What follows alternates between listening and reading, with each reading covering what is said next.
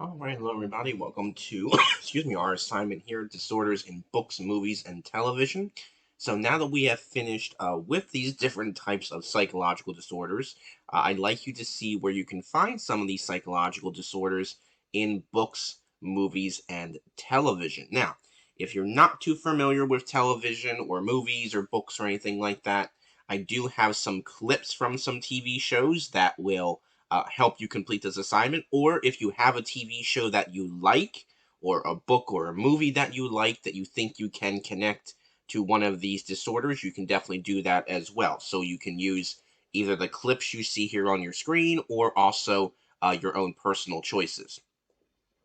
Now, when you open the document, this is what it's going to look like. So you'll see there's a bunch for anxiety disorder. Now, you do not, I'm going to say this again, you do not need to do all of these. I am asking you to do only one.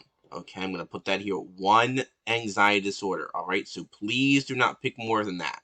All right, only do one anxiety disorder. You don't have to do all of them there. That's way too much, obviously.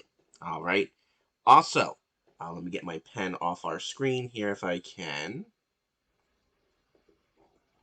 The next thing that you'll need to do is down here are some other ones. The somatoform disorder, dissociative disorder, mood disorder, schizophrenia, and personality disorders, okay? So you can see some of those here, like bipolar, dissociative, antisocial.